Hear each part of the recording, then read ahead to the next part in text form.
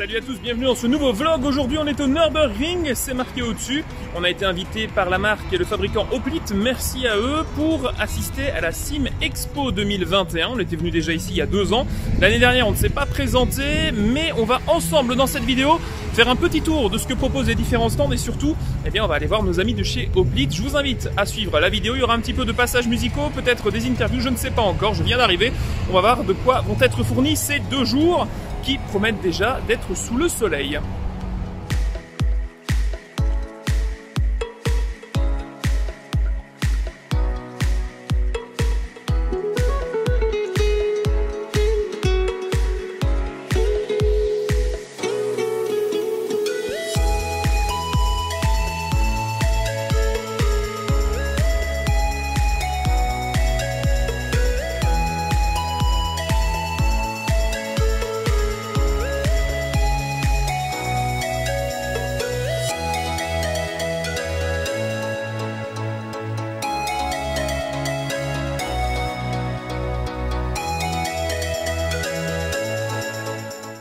On débute ce tour de la Sim Expo avec Fanatec, représentant sans doute le plus connu présent, avec un énormissime stand pour présenter 2 produits. Bien évidemment son CSL DD, le nouveau Direct Drive, petit budget, qui était parti à la base d'un poisson d'avril, le CSL 0.5, mais finalement il est là, bien devant nous, et il a tourné tout le week-end avec différentes simulations. On a pu donc goûter ce que valait un Direct Drive, qui sera proposé avec une force de 6 Newton à 350 € et avec une force de 8 Newton aux environs de 480-490 €. Ce n'est pas la seule nouveauté, il y avait également un nouveau pédalier dont la base de pédale en full aluminium était proposée à partir de 99 €. On en saura plus dans les semaines à venir, vous le voyez avec plusieurs combinaisons possibles. Aussi présent bien évidemment sur ce salon avec Fanatec, le volant Bentley, exceptionnel volant qui coûte approximativement 5000 €, qui était en version bêta. Alors j'ai pu mettre la main dessus un petit peu comme tout le monde, mais ce qui m'a surtout choqué, c'est la latence du gyroscope de l'écran. Alors on espère que ce sera corrigé d'ici la sortie du volant, surtout à ce prix-là. Sera-t-il commercialisé dans un montant identique à celui du BMW ou aura-t-on une version rabais qui ne va pas dans la vraie Bentley, puisque c'est un peu le principe? On verra bien. En attendant, le concept est là et est intéressant. Bref, entre ça et le CSL DD qui paraît très prometteur, en tout cas, j'ai eu d'excellentissimes sensations au volant avec cette base, que ce soit d'ailleurs sur du rallye, sur du ACC ou sur des iRacing, c'était vraiment très sympa. Donc franchement, le CSL DD, difficile de ne pas craquer, hein.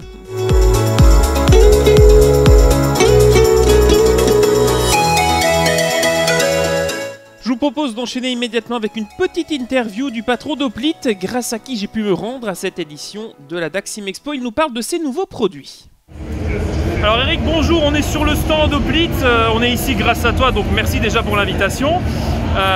La nouveauté, au-delà de l'évolution qu'on évoquera dans quelques instants du baquet classique, le GTR chez Hoplite, c'est l'arrivée d'un nouveau produit qui s'adresse à une nouvelle gamme. On va parler aux jeunes, aux enfants, aux gens un peu moins grands, un peu moins lourds. C'est ce Nitro Kart qui arrive. Est-ce que tu peux nous présenter un peu le produit?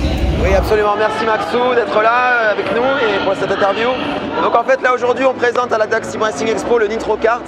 C'est vraiment une révolution sur le monde des rigs, des châssis, puisqu'en fait c'est le premier châssis qui va convenir à un enfant de 7 ans, moins d'1 mètre.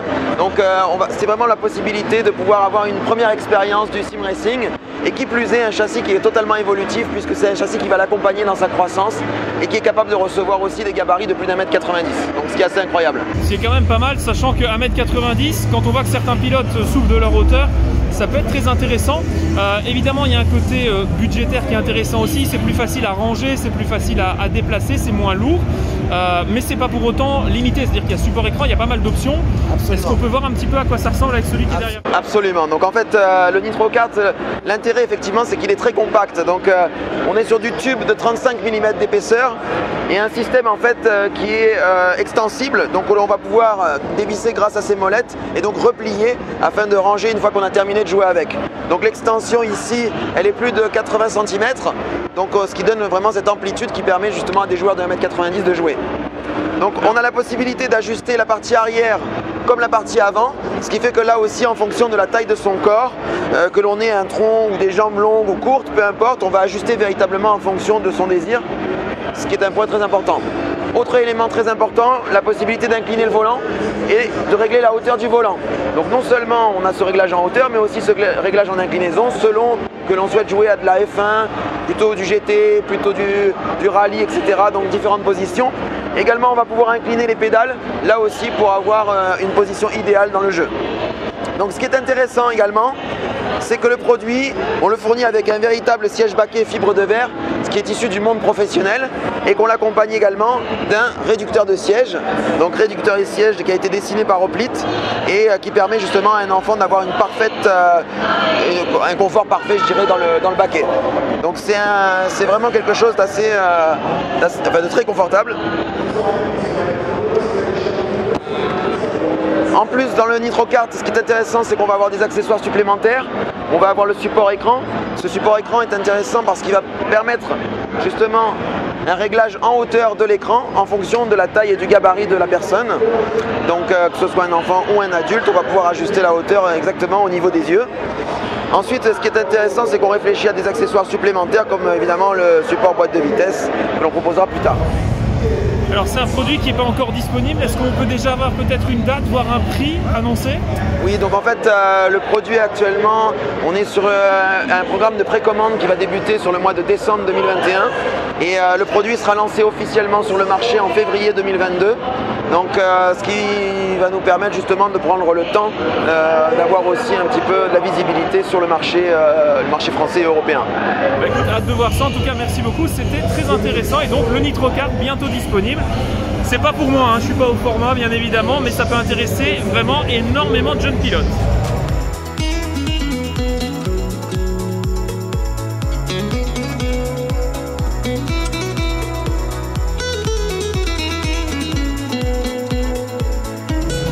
Alors on a évoqué le NitroKart qui est la nouveauté, mais il n'y a pas que de la nouveauté, il y a aussi de l'évolution chez Hoplite cette année avec l'arrivée de la version S3 du GTR. Est-ce que tu peux nous présenter les aspects importants et ce que représente cette évolution pour la nouvelle version de votre siège principal? Oui, tout à fait. Donc en fait aujourd'hui à la DAC on présente le nouveau GTR, donc le GTR S3. Donc c'est la 3e génération chez Hoplite de châssis. Ce qui est intéressant, c'est qu'on a revu le centre de gravité. Donc on a pris énormément de feedback en fait des clients sur notre GTR pour améliorer véritablement le châssis. Donc aujourd'hui on a un centre de gravité qui a été rabaissé de 7,5 cm. Également on va retrouver un renfort ici, donc qui va permettre de renforcer la base du châssis avec une grille métallique qui a été soudée sur leur base.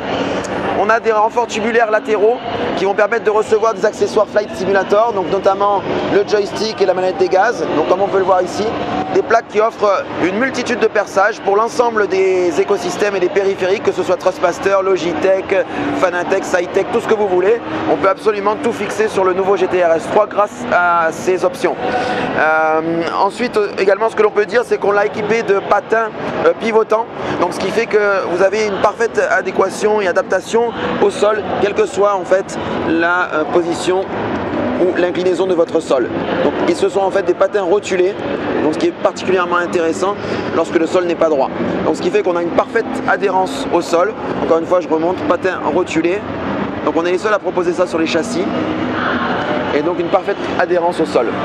Au niveau du pédalier, on a ajouté donc des systèmes de renfort sur le pédalier, donc notamment avec des barres latérales ici, à droite et à gauche, qui se reprennent sur l'arceau principal et donc qui permettent de renforcer la rigidité du pédalier. Également, on a renforcé le système d'appui au sol ici, avec des barres de 4 mm d'épaisseur, à la place, en remplacement en fait, des barres de 3 mm que l'on avait précédemment. Donc globalement, en fait, on a un système qui est plus rigide, plus complet, qui offre plus de possibilités en termes d'accessoires et donc plus évolutif pour aussi la simulation de vol et non pas que la simulation de sim racing. Alors c'est un produit qui est voué donc à remplacer l'actuel GTR. Est-ce que celui-ci aussi aura droit à une évolution peut-être un peu plus tard? Oui, donc en fait, alors, pour le moment, le GTR S3 va vraiment remplacer le GTR actuel, ce qui ne veut pas dire qu'on ne va pas continuer à faire évoluer en termes d'accessoires et de compatibilité, rétro-compatibilité, je dirais, les accessoires avec le GTR actuel. Simplement, là, on avait besoin de faire évoluer le châssis parce qu'on avait eu du feedback de nos clients et parce qu'il y a une demande véritablement pour un système qui soit plus résistant, notamment par rapport aux produits Simucube ou Direct Drive et autres ensemble. Donc également sur le salon de la DAC, justement, on présente le GT RS3 avec des solutions DD1, avec des solutions Simucube, avec différents types de pédaliers, CSL, V3, Elite, donc de façon à justement pouvoir démontrer à tout le monde qu'on a obtenu un maximum de rigidité avec le GT RS3.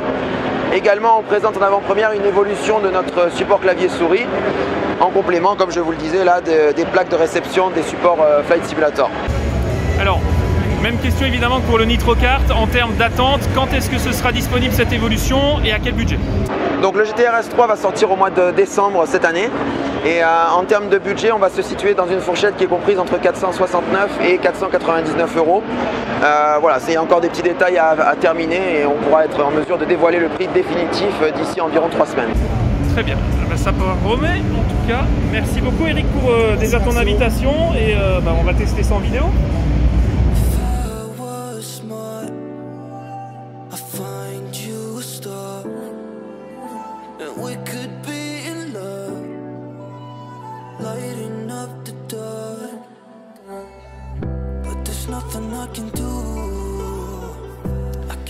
Un autre stand après ce Lidoplite que je voulais absolument tester et dont je voulais vous parler dans ce vlog, c'est mon expérience auprès de Venim, une marque française qui met en place plusieurs pédaliers qui sont basés sur ce que l'on peut retrouver dans les véritables monoplaces de course sur le même principe d'amortissement. En tout cas, quelques concepts sympathiques avec notamment des LED qui fonctionnent en potentiomètre sur l'accélérateur et le frein qui illuminent en vert ou en rouge, c'est plutôt sympa. Un produit beaucoup plus complet que de simples LED puisqu'il oscille entre 689 et 1299 euros pour une version complètement recouverte carbone. Alors c'est un pédalier qui est évidemment adaptable sur une plaque qui vous permet de faire vous-même la morphologie de vos pédales en largeur, en profondeur, donc c'est particulièrement complet. Ce pédalier est évidemment fabriqué en France, un savoir-faire assez intéressant qui est développé en partie avec des responsables, en tout cas une personne qui a longtemps travaillé chez PlayStation pendant plus de 15 ans et qui a ensuite enchaîné chez Ubisoft aujourd'hui, et cette personne et son neveu ont un peu monté la marque, et donc c'est via l'intermédiaire de Thibaut Cazobo, le simracer bien connu, que j'ai eu l'occasion de me rendre sur le stand et de discuter avec eux. Un produit particulièrement complet où vous avez un petit package qui vous arrive et vous avez vous-même la capacité d'adapter vos pédales sur un simu existant ou bien évidemment sur un profilé alu, ce qui est encore le plus simple. Ça marche relativement bien, notamment avec les différentes rigidités de caoutchouc qui sont proposées. Alors un peu à l'image, vous le connaissez peut-être via le grand public, du TLCM de Thrustmaster avec des tubes et des ressorts beaucoup plus adaptables. Ce qui m'a aussi bluffé, c'est la capacité de l'embrayage à redonner ce mou en fond de pédale. Donc franchement, c'est une très bonne surprise, et quand on voit les tarifs qui sont proposés par rapport à d'autres comme Eusingveld, il n'y a pas à rougir et c'est une marque à tester ou en tout cas à surveiller dans les prochains mois parce que c'est du très très lourd.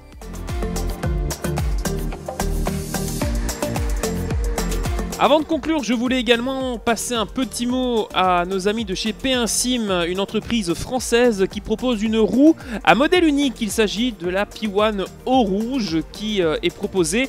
Comme particularité, c'est son adaptation sur l'ensemble des marques du marché. Donc on peut retrouver une compatibilité de cette roue sur les Logitech, Thrustmaster, Fanatec, même les Direct Drive style Simcube. C'est un volant qui est très intéressant. Il y a 16 RGB, il y a 4 palettes, il y a des molettes sur le dessous plutôt rigides, d'autres plutôt molles, donc on peut vraiment s'y retrouver parmi les 12 boutons poussoirs qui sont dessus. Une plaque en véritable carbone de 5 mm, donc un modèle très intéressant avec un prix relativement abordable quand on voit ce qu'on peut trouver chez Simcube par exemple, où il y a d'autres modèles beaucoup plus élaborés. Ici c'est une roue qui cherche à être dans l'efficacité et dans la modularité avec cet écran LED où vous pouvez gérer l'entièreté de l'interface avec des applications tierces comme SimLab. Bref, c'est un volant qui s'adapte partout et qui est très sympa.